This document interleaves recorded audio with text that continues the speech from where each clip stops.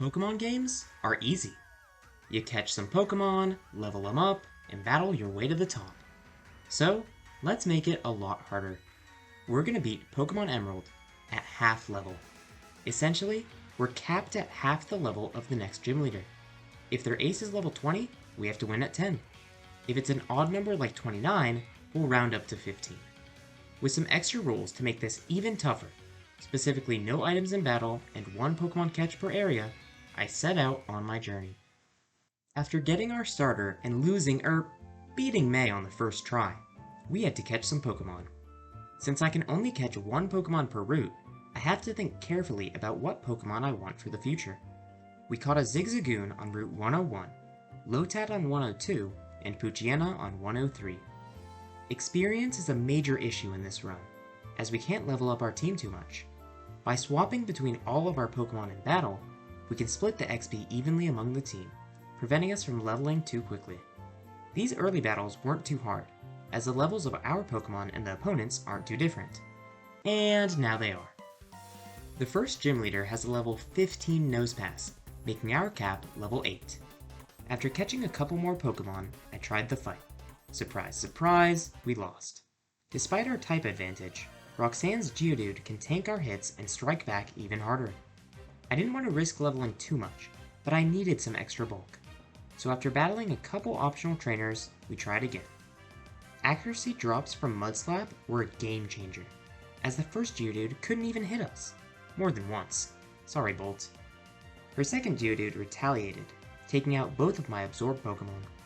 Mudkip finished it off, leaving it alone to take out a level 15.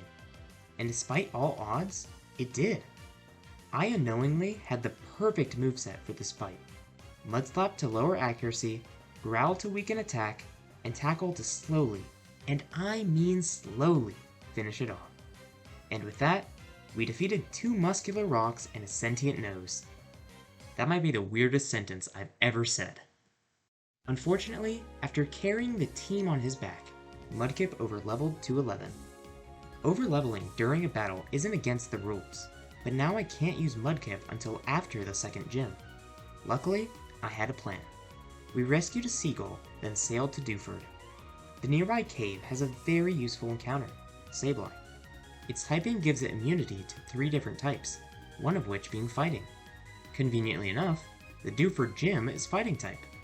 But hold on, I hear you asking. Did the fighting gym leader give his fighting Pokemon anything to give him a fighting chance? He sure didn't. He only has fighting moves. This was probably the easiest battle yet. I should mention, Rustboro City had 2 of the most important items in the game. The Quick Claw from the Trainer School and the XP share from Mr. Stone. Even though we're underleveled, the Quick Claw lets us move first 20% of the time. Additionally, by giving the XP share to weak Pokemon, we can prevent our strong Pokemon from overleveling. We'll pretty much be using these items in every battle from now on. With that info dump out of the way, we were on to Slateport.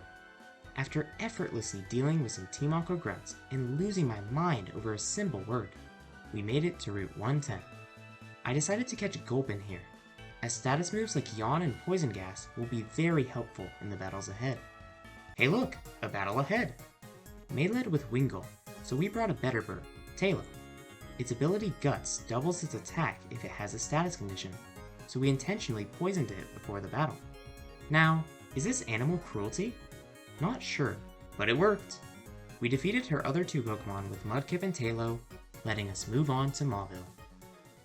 After destroying Wally's hopes and dreams, we challenged the Electric Gym. This would take a while to beat, not because it's hard, but because it's easy. Watson leads with Voltorb, so we set up a Leech Seed. This will chip away at its health until eventually it self-destructs. Electrike is similar. We yawn with Gulpin, tank a hit with Shroomish, and Leech Seed again. Electrike's only attacking moves are Shockwave and Quick Attack. Shockwave doesn't affect Nincada, and Quick Attack doesn't affect Sableye. By repeatedly switching between these 2 Pokemon, we let Leech Seed slowly take it down. His remaining 2 Pokemon also have ineffective moves, so Control-C, Control-V, we've won. The level cap difference for the next 3 gyms is very small, meaning some of our Pokemon might overlevel if we're not careful. Luckily, we now have access to several new areas with more encounters. After catching Meryl on Route 112, Coughing on the Fiery Path, and Skarmory on Route 113, we made our way to Mount Chimney. The grunts here weren't too tough, and neither was the admin, but then came Maxie. His Mightyena was annoying, but tame. It led with Sand Attack, meaning that we could set up Stun Spore and Leech Seed without much trouble. With a couple accuracy drops, it didn't stand a chance. His Zubat wasn't too bad either, as we put it to sleep with Gulpin, then took it out with Tailo. The problem though was Camerupt. Look how much damage a 4-time super effective move does to it. Yeah, this took a while. Camerupt always leads with Focus Energy, so I lowered its attack with Mud Slap. 2 tackles will kill Nemo, so I gave it an Oran Berry to change that to 3. Camerupt still had to miss 2 out of 4 tackles though, and after about an hour, it did. We had finally beaten Maxie. While we had won the battle, our suffering was far from over. Mudkip overleveled to 16, making it unusable for the next gym, which is Fire type. Hey, at least we got our first evolution. A short walk down a mountain took us to the gym, and we immediately lost to the first Pokemon. Overheat and Sunny Day were really dangerous, as even with the attack drops, Numel could easily sweep my team. The water types I had caught while fishing were hopeless, so I used the next best thing, a grass type. Quick Claw Shroomish can paralyze Numel, and with a bit of luck, Leech Seed it too. After lowering its accuracy, we can switch to Meryl and barely take it out. And then we got swept by Slugma. This clearly wasn't going to work. After a bit of thinking, I returned with a new plan, the Growl Howl strat. After paralyzing Numel again and lowering its accuracy, we swap into Zigzagoon to lower Numel's physical attack. Once it runs out of Overheat, it can only hit us with Magnitude and Takedown. With -6 attack, we're free to set up on it. Poochyena naturally learns the move Howl, which raises its own attack. This alone wouldn't be enough, so we also got a couple TMs. We bought Double Team from the game corner to raise Poochyena's evasiveness, and Dig from Fall Arbor to deal super effective damage to fire types. Level 13 Poochyena is unreliable, so I leveled it up to the edge of our gym cap. After it kills Numel, it overlevels to 16, which is just enough to one-shot Slugma and two-shot Camerupt. Ignoring the luck it takes to beat Numel, getting past the next 2 Pokemon is about a 30% chance. This number plummets when you add in Torkoal, which takes 4 or 5 hits to faint. We needed one more strategy to win, and then it hit me. Why not, why not? An NPC in Lava Ridge gives us a Why Not egg, which evolves into Wobbuffet at level 15. Conveniently, it learns several game-changing moves at this level, namely Counter, Mirror Coat, and Destiny Bond. All 3 of these moves are insanely useful, but the most important one for this gym is Destiny Bond. If we use the move the turn before we faint, the opposing Pokemon will also faint. So, all we have to do is set up Destiny Bond on Torkoal. Unfortunately, this is not as easy as it sounds. Okay, so used Overheat, Special Attack Harshly Fell, it gets the White Earth. Now we switch into TMNT. We're going to do Sand Attack to try to lower its accuracy, but it won't happen. It gets another Overheat off, and it lowers its own special attack. This is very, very key. Normally, a Wobbuffet would not be able to survive an Overheat, but an Overheat with a dropped special attack, it does survive. So we're going to Destiny Bond. It used Attract, darn it. I was worried about that. I was really worried about that. That sucks, man. Okay, please, please kill me. Please. Yes! We did it! Yes! Let's go! Let's go! Finally! Let's go! With only Zigzagoon remaining, we had finally defeated Flannery. Attract could have immobilized Wobbuffet there, so I was really happy we won that coin flip.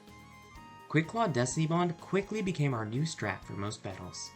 Not only could it easily take out high-level Pokemon, but it also prevented over-leveling, as Wobbuffet faints before it can gain experience. Trainers with only one Pokemon became trivial, but gym leaders were still a problem. Norman wasn't though. as we had Sableye. Spinda could only hit it with Teeter Dance, so with time it fainted to scratch. Vigoroth was dangerous, but not to Wobbuffet. Our insane HP stat allows Wobbuffet to survive most moves, letting us use Counter to take it out. Shroomish then set up Leech Seed on Slacking, whose own counter did nothing since we used his status move. We sacked Gulpin, then swapped to Poochyena. Since Slacking can only move every other turn due to Truant, we can use Dig every loafing turn to never get hit, securing us a victory. His last Pokemon was Linoone, which couldn't hit Casper with its normal moves. Thanks for the badge, Pops. There was one downside to this gym though, and that was Poochyena overleveling and evolving. I haven't talked about this much, but wild Pokemon have been really annoying throughout this challenge. Most of them have been at my Pokemon's level, and at this point, they're much higher. Not only does this severely limit the Pokemon we can catch, but it also makes it hard to escape from wild battles. That's why Poochyena was so good. Its ability Runaway guarantees a successful escape from any Pokemon. Through evolving, it loses this ability in exchange for Intimidate. We can't even use Repels, as they only work on lower level Pokemon. After doing some research, I found one unfortunate solution. We had to go to the Trick House. This optional area has many puzzle rooms that unlock after beating gyms. Conveniently, the Balance Badge opens room 4, which rewards me with a Smoke Ball. This item lets the holder run without fail, the perfect solution to our problem. However, we still had to get there. After half an hour of fun puzzles and intense battles, I finally made it to my prize. One quick reset later and we were out of there. As expected, the Smoke Ball was really helpful, letting us progress to the Weather Institute. The battle with Shelly here was easy, as we just used the Volbeat strat for it. Wait, you don't know the Volbeat strat? That's because it doesn't exist! I spent a whole hour trying to find this stupid bug, thinking it was really good, and I only ended up using it in this one battle as a stall Pokemon that we could have easily replaced, and anyway, we're in Fortree now. This city's gym was terrible. For starters, we had this double battle. Swellow would spam Double Team while Doduo could sweep with Tri-Attack. We'd have to use Wobbuffet early to get past them, but then we had to deal with Pelipper and Xatu, arguably better versions of the previous two. The best strat I could come up with was using Marill. Instead of using Destiny Bond, I lowered Doduo's attack with Charm. Then, when Marill came out, I used Defense Curl and Rollout. Defense Curl doubles the power of Rollout, Marill's ability doubles the power of physical moves, Super Effectiveness doubles the power again, and Rollout doubles in power after every turn. With all these doubles, Marill would be great at Monopoly. Anyway, we can take out Xatu, narrowly survive a hit from Doduo, and with some insane luck, take out Pelipper too. I don't know why it didn't use Wing Attack or Protect here, but thank God it didn't. As expected, Marill overleveled here, meaning we can't use it for the gym leader. Winona was really tricky, as all of her Pokemon knew Aerial Ace. This move always hits the opponent, so Sand Attack strats won't work here. After picking up some useful moves and about 3 hours of trial and error, this was the strat I came up with. Swablu was easy. We bait it into using Perish Song, and switch to Wobbuffet the turn before the count ends. Usually Winona will switch her Pokemon out to avoid fainting, but we can stop that with Wobbuffet's Shadow Tag. It's crucial that Swablu doesn't damage our Pokemon here, and you'll see why later. We poison Tropius with Gulpin, and purposefully have it faint on turn 3. Skarmory can tank its attacks, as well as use Fly to stall for time. After one Fly, Tropius is in potion range, allowing us to waste one of Winona's Hyper Potions. If Skarmory comes in too early, it can use Fly twice, knocking out Tropius before it heals. By using a potion here, Winona will not use a potion on Pelipper, which is much more dangerous. Hilariously, the perfect counter to Pelipper is Tropius. Water Gun will one-shot Coughing, but not if Tropius uses Sunny Day, having the power of water moves. Pelipper now won't see a kill on Coughing, so it won't use an attacking move, letting us set up one Double Team. After the sun fades, it will try to kill us, so we have to start attacking. While Thunderbolt is 4 times super effective, it doesn't do enough, meaning we have to get a bit lucky. We got 2 off, but unfortunately Pelipper hit the 25% chance double protect and took us out with Water Gun. Tailo and Marshtomp couldn't do enough, but somehow Skarmory survived on 1 HP and defeated it. We then sent out Rocky, tanked a Steel Wing, and knocked out Skarmory with counter. Wobbuffet is at half health, so its Citrus Berry kicks in, healing it up to 76. Since Altaria can't see a kill now, it Dragon Dances, letting us set up a Destiny Bond and win the battle. That was the closest fight imaginable. After leaving the gym, I picked up the TM for Toxic and taught it to Nincada. This was a pivotal decision, as Toxic strats will be very useful later on. Anyway, now we had to do some story progression. We fought the blue team, then the red team, and then the blue team again. Wow, what riveting gameplay! There were a couple interesting battles here though, starting with Tabitha. Nemo actually one-shot Nummel, which was really good. Next up was Mightyena, who I had a genius plan for. Rocky, Mirko, Bite, perfect. So in this game, because of the physical special split, Bite is a special move. What? Oh, because it's a dark type, bro. That's so cringe. Well, that was stupid. I'm sure I won't do anything like that again. After the red team used the blue orb on the red Pokemon, they were shocked to see their plan fail. Yada yada, Maxie wants to fight, oh look, we won. The last interesting battle was against Matt, as we used a team of 5 to beat him. After successfully using Mirror Coat against Bite, Nincada grew to level 20, where it evolved into Ninjask as well as Shedinja. This split evolution gives our Toxic TM double the value. While Shedinja only has 1 health, Wonder Guard makes it so only super effective moves can damage it. Since my Pokemon died a 1 hit anyway, this is a trade-off I'm happy to make. After some smooth sailing, we landed in Mossdeep City. And speaking of smooth sailing, we beat the 7th gym. We forced all of the trainers here into single battles, clearing the path to the leaders. Tate and Liza opened with Sawtooth and Claydol, so we led with Wobbuffet and Mightyena. Intimidate lowered Claydol's attack, letting Wobbuffet survive an earthquake and defeat it with counter. This brought out Solrock, who was actually pretty dangerous. Luckily, the Quick Claw activated as we used Destiny Bond, removing this major threat from the fight. The remaining 2 Pokemon had nothing to hit Dark types or Shedinja, so we used Toxic and stalled out the clock. 1 badge to go. Unfortunately, the other team is also colorblind, leading to the end of the world. And naturally, it's up to our 12-year-old protagonist to stop it.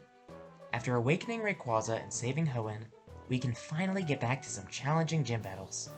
Juan is the water leader who, wait, none of his Pokemon can hit Shedinja? Well, that's awfully convenient. Anyway, I guess we're on to Victory Road. The Wally fight here was actually interesting, as he had 5 Pokemon now. Altaria still gives me nightmares, so we immediately counter with counter.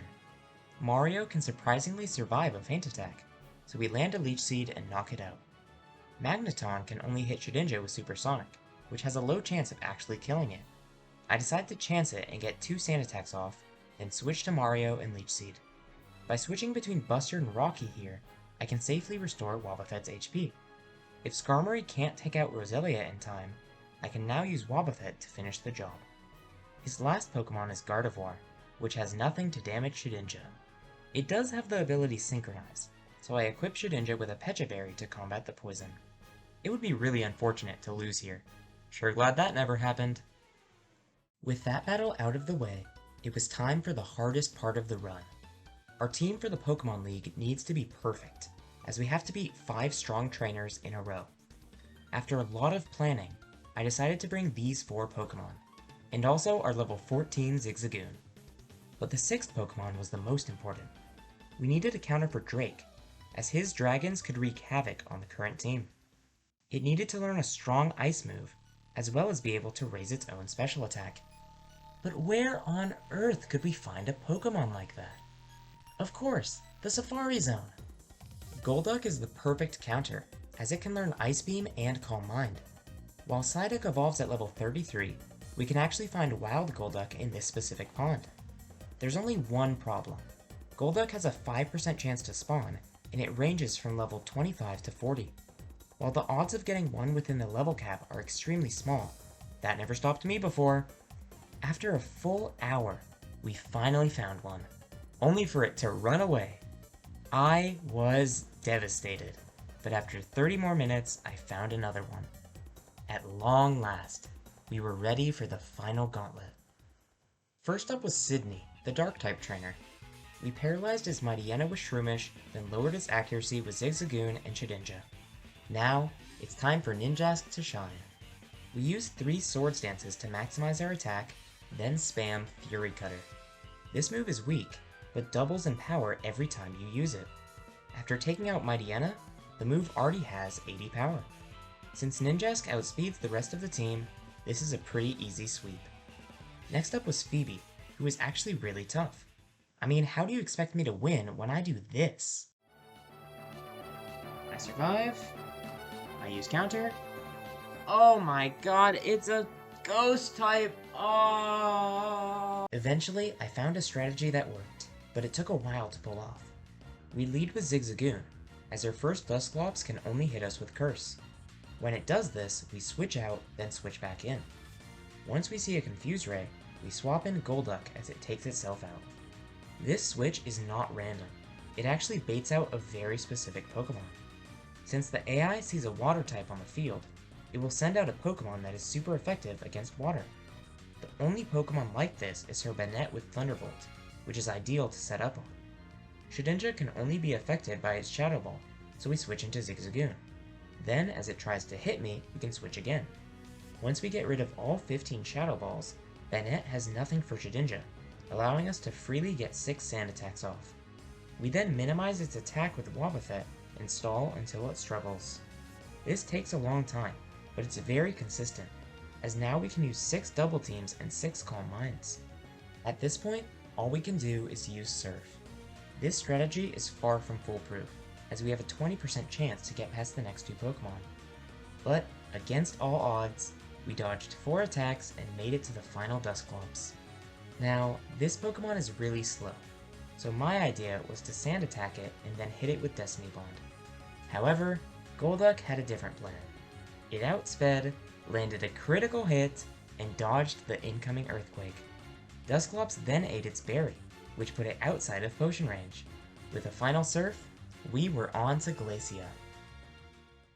While only Glalie had super effective moves against Shedinja, Hercelio could set up Hail to knock it out. Glacia will do one of 3 things her first turn: Hail, switch to Glalie 1, or switch to Glalie 2. For us to have the best shot at winning, we need her to swap to Glalie 2. We stay in with Shedinja and use Toxic, then swap between Buster and Hedge like in the previous battle. We use another Toxic as it potions, easily taking it out. The next Glalie is harder, but not by much. Ninjask outspeeds it with Toxic, but we faint in the process. We then stall with Protect as Poison runs its course, then tank a hit and finish it off. Now, this Celio was tricky. It will always Hail on the first turn and Body Slam the second. However, this doesn't do enough damage to Wobbuffet, meaning Counter won't take it out. This is why we need Charm. By lowering its attack on the turn it uses Hail, Celio will now do Ice Ball as its second move. Ice Ball works like Rollout, it doubles in power every turn. So after using Mirror Coat twice, we barely survive and knock it out. The final Celio is the most challenging, as we need to either have Quick Claw activate or have it miss. Luckily, one of the 2 happens, so we use Destiny Bond and beat it on the next turn. Glacia's ace is Wall Ring, but since the Hail stops when it comes out, we can safely switch to Shedinja and defeat it with Toxic. 2 battles left. When I said we needed a counter for Drake, I never said that Pokemon would be reliable. This unfortunately was the most luck-based battle of the run. First we set up 6 sand attacks and 3 charms, which is already really difficult. Like with Phoebe, Golduck then has to use 6 double teams and 6 Calm Minds. However, it also needs to avoid getting hit. If Howard has below 60 HP, Altaria will always see a kill with Aerial Ace, negating our evasive prep. In order to maximize our chances of beating Altaria, we need to add Shroomish to the strategy. After using Charm, we switch to Shroomish to use Leech Seed. Now, even if Shelgon gets past the accuracy drops, Leech Seed can heal Golduck back to full health. Once Shelgon's gone, we can now spam Ice Beam, as most of his Pokemon are 4 times weak to Ice. Unfortunately, his Kingdra is a big problem, as Ice is neutral against it. Even if we get really lucky, Kingdra lands in potion range, putting us back at square one. But instead of healing, he just lets Kingdra die. Drake only has 2 full restores, and since he already used one, he'll save the second for his final Pokemon. This doesn't affect anything though, as Ice Beam one-shots Flygon and one-shots Salamence. After 4.5 hours on this terrible fight, we had finally beaten the Elite Four. With the final evolution of the run, we were ready for the champion. There was only one issue. Golduck overleveled to 30, making the ultimate battle a 5v6. Fortunately, Wallace is a joke. Like the 8th gym leader, his water types have abysmal coverage against Shedinja. I didn't want to just beat Wallace though. I wanted to humiliate him. We're gonna beat the champion without any Pokemon fainting. Even with Wonder Guard, this isn't a free win, as Wallace has status moves that can easily kill Shedinja. After knocking out Wailord, Wallace sends out his Tentacruel. While Toxic increases in damage every turn, this count resets when a Pokemon is swapped out. By switching between Linoone and Shedinja, we can easily waste all 10 of its Toxics. Because Tentacruel is a poison type though, we can't poison it ourselves. Scratch can't defeat it either, causing it to hit us with Struggle and knock us out. So, we're gonna have to pay attention. On the turn right before it struggles, we swap into Wobbuffet. With half of its HP already gone, Counter can easily defeat it. Next up was Ludicolo. Since Leech Seed doesn't affect grass types, we can easily switch between Breloom and Shedinja. Unfortunately though, Ludicolo knows Double Team. While we're wasting Leech Seed PP, Ludicolo can gain +6 in evasion.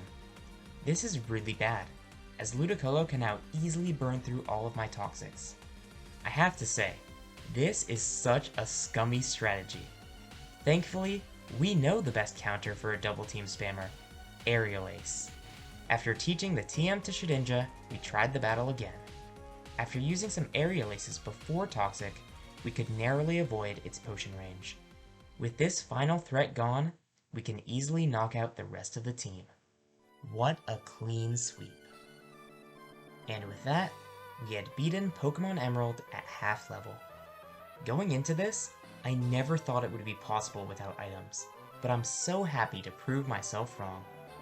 Anyway, if you like creators plugging their own content, then this is perfect for you. Check out my Twitch, subscribe here, wow! Seriously though, I really hope you enjoyed the video. Thanks so much for watching.